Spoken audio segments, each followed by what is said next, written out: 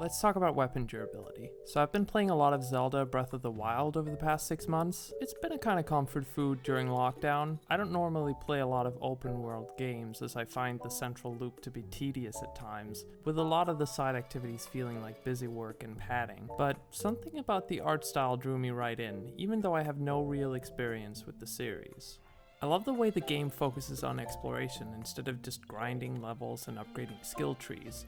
You're usually not rewarded with power-ups for fighting enemies, and you don't really feel like there's anything you can't do from the very start of the game, so long as you spend enough time preparing for it and planning ahead.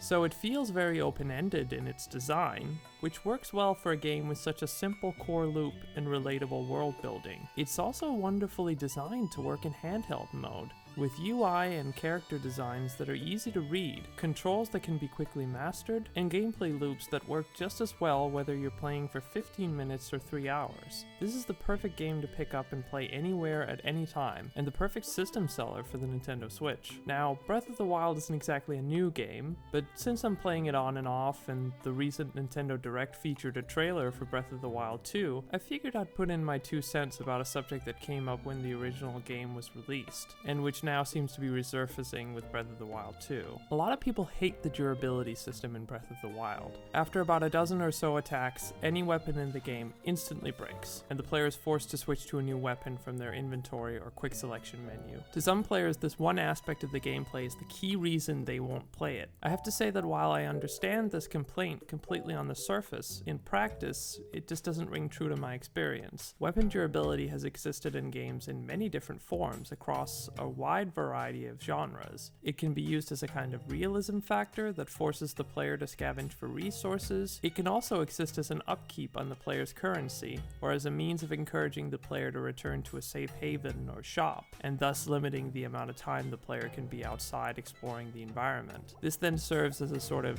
natural break in gameplay. It can even contribute to a sense of desperation by forcing the player to adapt and improvise, as happens in Far Cry 2, where weapons with low durability frequently jam. So there's a lot of different effects that durability can have depending on its implementation. So why then do I like the implementation of weapon durability in Breath of the Wild? Well, there's a few reasons. The moveset of weapons is very basic and doesn't have that much complexity to it, since the game is more about the joy of discovery than beating a real challenge. The weapon stats are also dirt simple. Your weapon does a certain amount of damage. That's it. Maybe there's an extra special stat like frost or fire, but yeah, that's it. There are no paragraphs full of complicated numbers for different types of damage or damage scaling based on stats. It's simple and intuitive.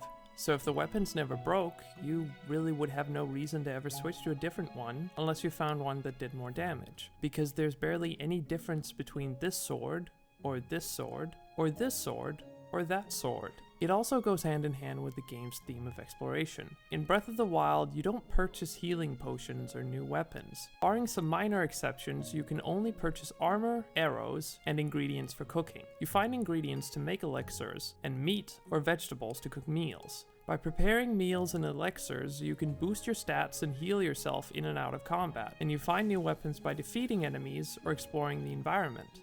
So you're rewarded for your curiosity.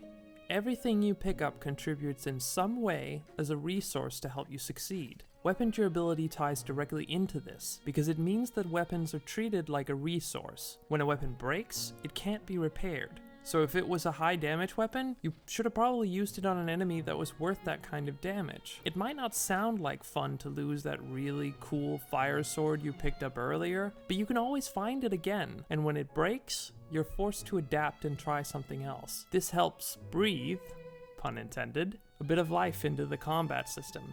It's like how a shooter limits your supply of ammunition for heavier weapons, so you have a reason to cycle back to weaker weapons more frequently. If the rocket launcher had infinite ammo after all, you'd be using it all the time, and the game would be a total cakewalk. Now let's compare the durability system from Breath of the Wild to another action-focused game that also has you engaging in melee combat, Bloodborne.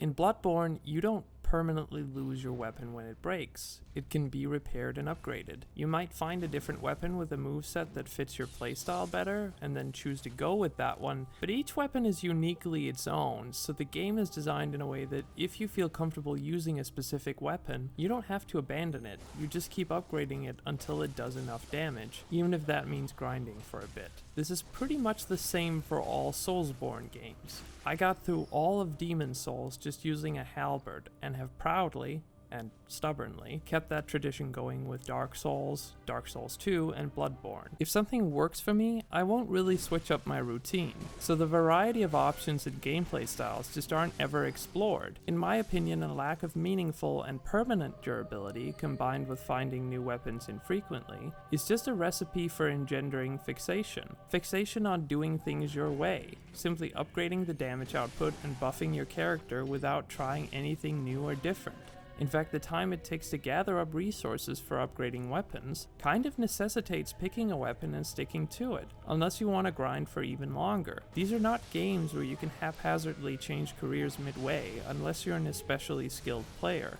Zelda makes it impossible for you to stubbornly stick to a routine with one weapon. Sure, it's a simple game that doesn't have the same complexity as Dark Souls, but the weapon durability serves a purpose by encouraging the player to focus on exploring more than fighting. And that's a good thing, because the combat in Breath of the Wild is not really that satisfying. It's pretty box standard. If your weapon never broke, you would never really have to think about whether or not it's worth it fighting that group of bokoblins, because you would have nothing to lose by doing so. You probably also wouldn't think to use environmental objects to defeat enemies, because, well, what's the point? You can just go through the motions again and again, and oh my lord, am I now playing one of those dime a dozen open world sandbox games? By giving the player a trade-off, it makes these decisions meaningful, and it directs the player towards activities that are more fun, like scaling mountains to find treasure, exploring the map, and completing quests and solving puzzles in the shrines. That's the real meat of the game, the feeling of standing atop a giant mountain and looking out,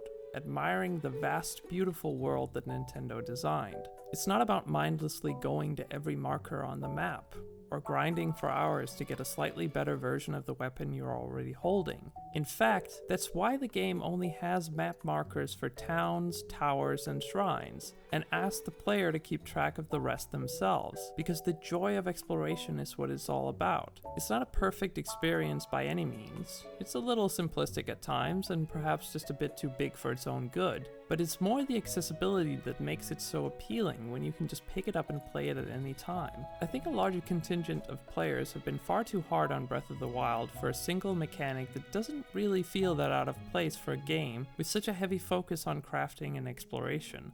So maybe give it a chance if Breath of the Wild 2 also turns out to have it. You just might like it after all.